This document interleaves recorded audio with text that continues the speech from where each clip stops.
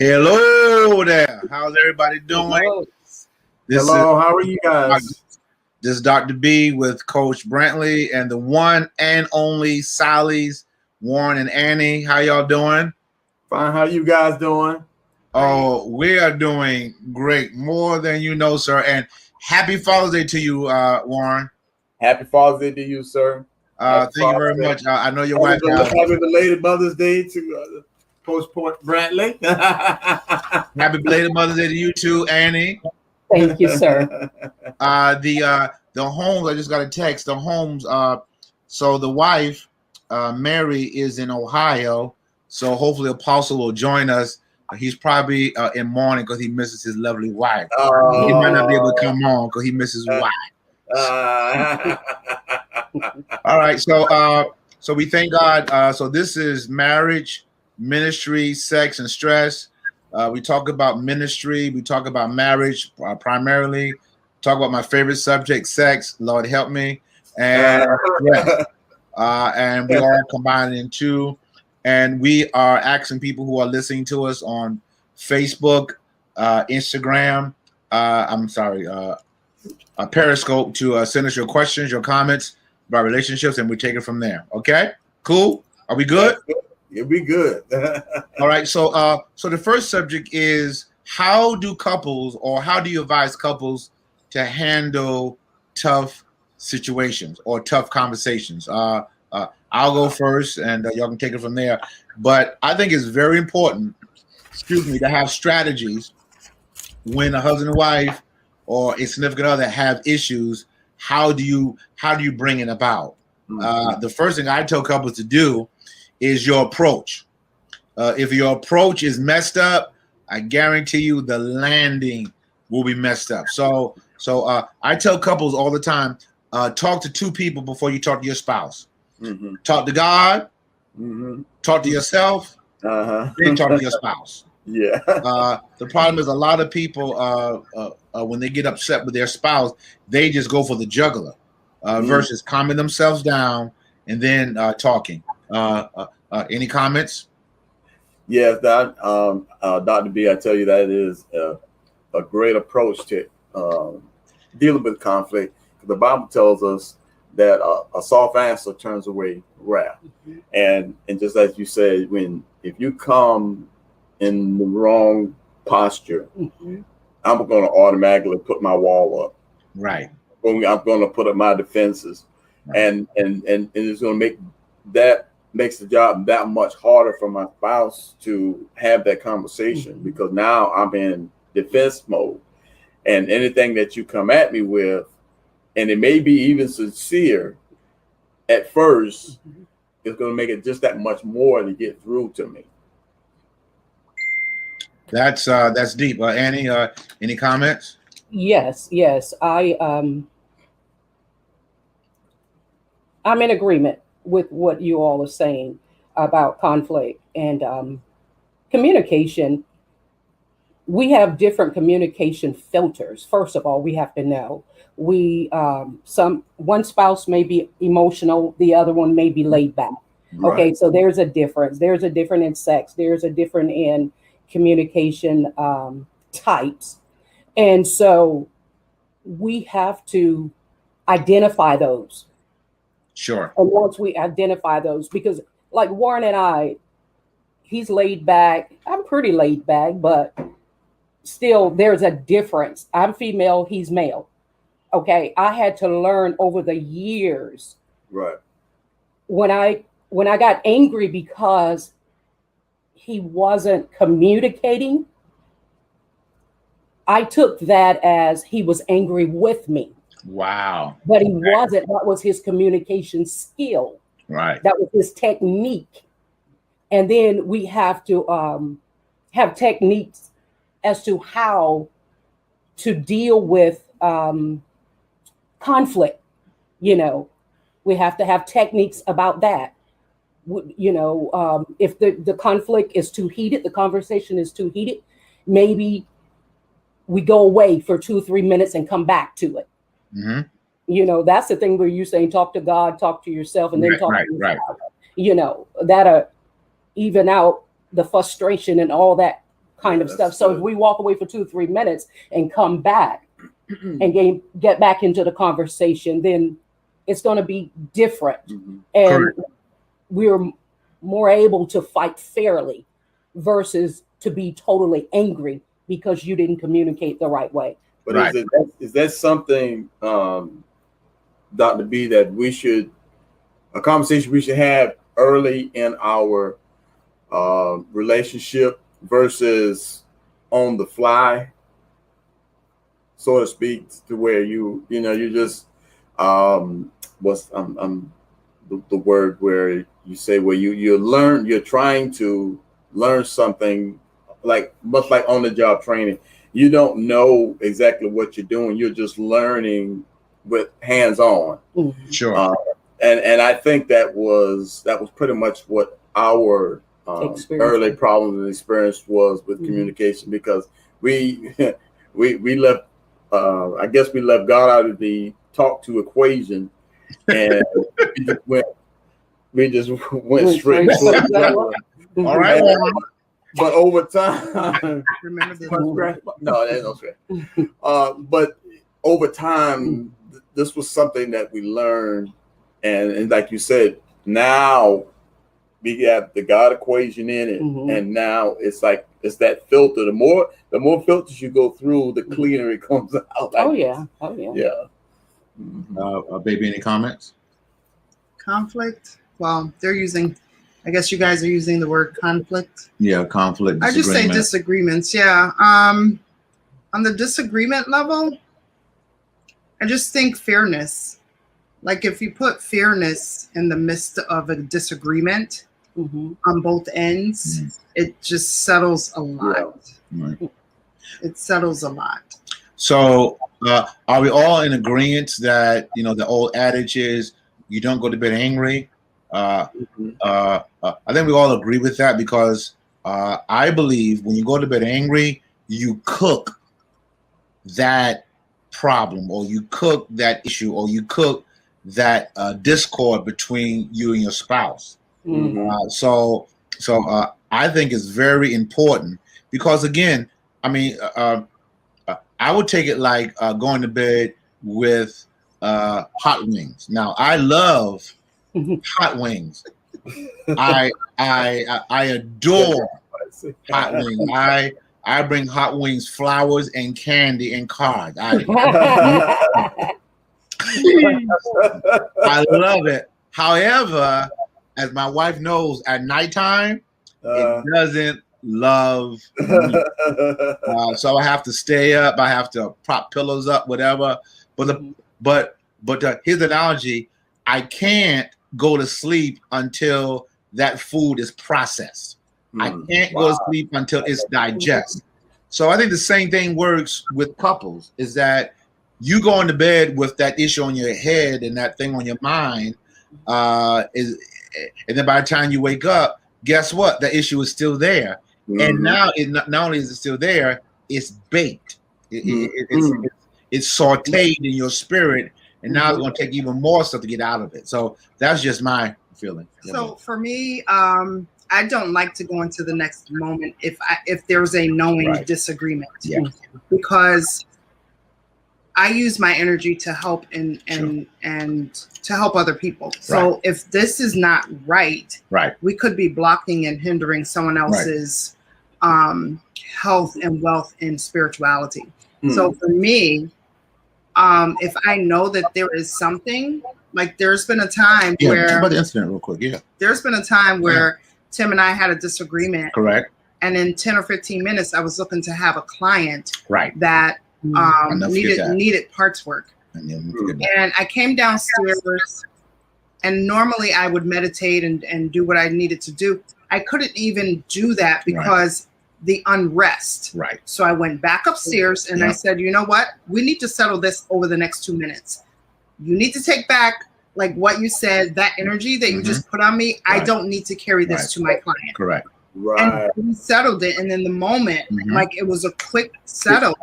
And it was like, oh my God, like I didn't realize this, that, and the third. And, it was very smooth. And I did not leave and start my session until this was settled. Right. And then when I felt that freedom, I went right back down. But it was like a 30-second conversation. And then 2 minutes after that, and we were like, okay, we're good. So Annie and Warren, before you comment, I think my wife brings up a very powerful point. How many times are spouses or significant others offended, but they don't tell their spouse or significant other that they are offended? So that's a whole nother subject. But Warren, Annie, go ahead. But you know, just like Portia was saying, it brought us back to when we were pastoring. I could not, if we had a disagreement, I could not mentally and spiritually get into that pulpit and preach to the people we had in our congregation, knowing that my house wasn't settled and that there was disagreement between me and wife. There was no way I could do that. And just like Coach Brantley said, I had to get that right before I went into that pulpit and preached. I had to get it right because there was no way I could function because I would be putting that out on the people, my frustration. That it would even change my whole message. And as leaders, as leaders, you know, it's very vital that we cannot do that. Like we can't do that. It must settle like right then and right there. Yeah. The point that you made and that my wife made is that when we who are in leadership take that pain and not taken care of, you put that on the people. You put that energy on the people, and you know how many ministries have been affected that instead of God talking to them or Spirit being talking to them, they're talking through their pain. They're talking out of themselves. They're talking out of the anger. They're talking out of business, bitterness, and then they wonder why afterwards they feel so crappy. Is because they were not a vessel of God or Spirit. They were a vessel of their emotions. And that's very dangerous. Very dangerous. Good. That's good. Yeah, that's I think that's very powerful because, and let's take away ministry. Let's take away leadership. Like look how you are affecting your kids. Yeah. I mean, look at how the energy that you're giving out on your kids, how they are affected. And it's my theory that the reason why so many teenagers have problems with their parents because the teenagers now, mom and dad, without you knowing it, you taught me how to deal with strife. You taught me how to deal with disagreement. And now that I'm a teenager, I'm giving you my book report. Yeah, it's like that regurgitation. Right. They are regurgitating the pain and the issue. Warren, Annie, comments? And we can go as far to say other people that we intermingle with, you know, our teams at work, our boss, any and everyone that we come into an environment with, they're going to get a part of that. Yes. They're going to get a part of it, whether or not they did anything to you or not, because you're lodging that inside and you're carrying it with you. And whatever you're angry about, your belief is telling you, my spouse just disrespected me. My spouse just hurt me. And so you've lodged that pain and you're carrying it. And then you're breathing it out in your conversation and relationships with everyone. Right. One assignment I give my couples who are really going through, I give them a flush assignment. That's good. And so I tell them every night they got to go to the toilet, talk about whatever problem they're having, and then he must flush, and then she must flush. Not to be crass, you know, it's very rude not to flush after you use it. Yeah. And so what a lot of couples do, they never flush. Watch this. So if you follow my analogy, here you are, all this buildup, no flushing. The place stinks. The place is not acclimated to to anything good because you didn't simply flush. And again, it's really understanding that, that if I don't flush on a regular basis, then I am only setting myself up to fail in a relationship. Comment anyone. Wow, That's excellent. I love it. I'm about to go flush right now. You got to tell me what you're flushing, though. Right? Oh, that's is that correct, Dr. B? That is correct. You must. Again, what the enemy does is that he is a accuser of the brethren. Mm-hmm. So my thing is this: if after 5 minutes I can't let it go about my wife, my lovely, beautiful, attractive wife, Portia, who I love so dearly, who gave me a glass of water while I cut the grass and changed my shirt and showed everybody my body while I was changing my shirt. She didn't mind, so I don't mind. I mean, anyway. So if I got an issue, stop it. If I got an issue with my wife, I was, all right. So after 5 seconds, 5 minutes, if I can't get rid of it, I got to talk to her because I know the power of holding on to things. I know the power of holding on because the more you hold on to it, the worse you become.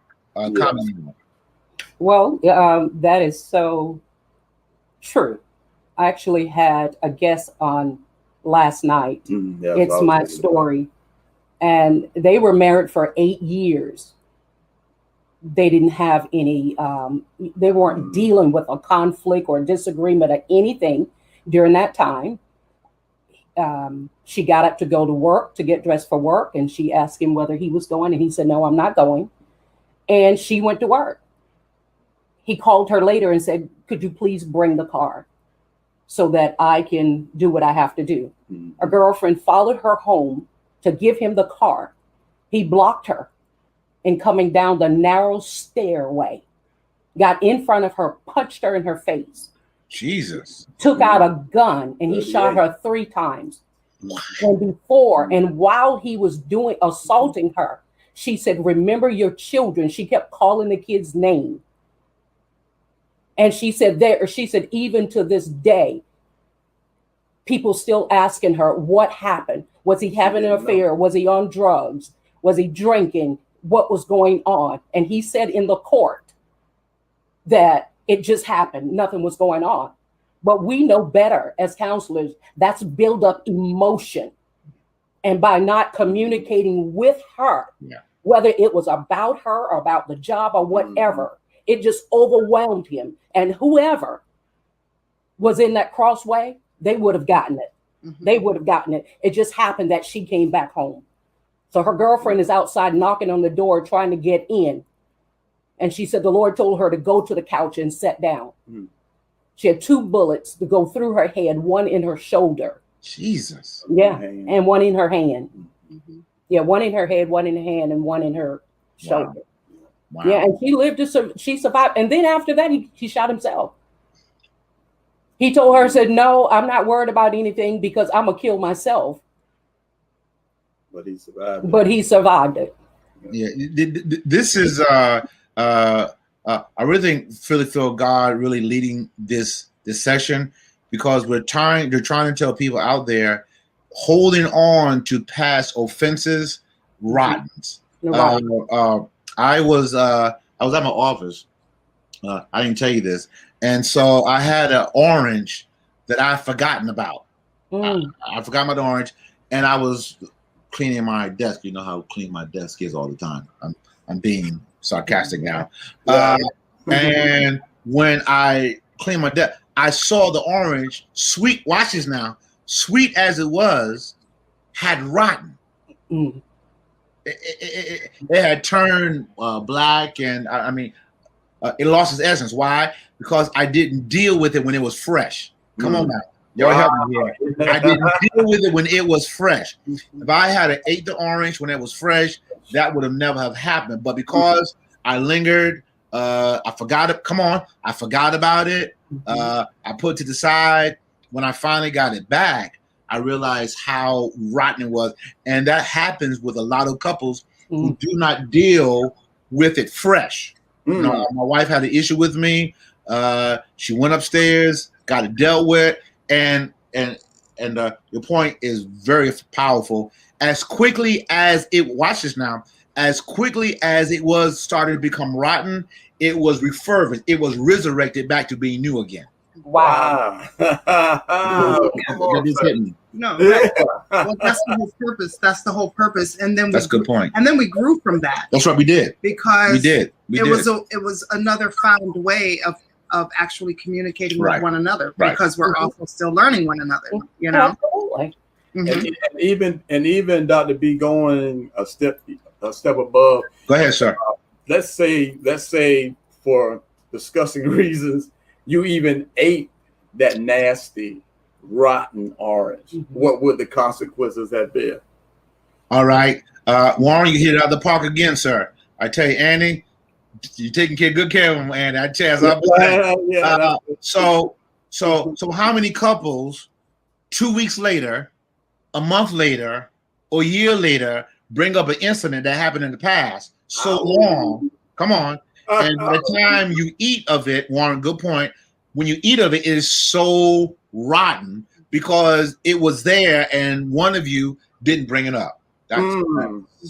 Wow. And now it has festered. It's Come on now. festered into something so potent, not maybe for the receiver of it, okay. but for the person holding it. That's it. That's good. That's for the it. person That's holding it. it, That's it. because now that's a part too. That's right. Right. That's right. So now that part is hiding something, Right.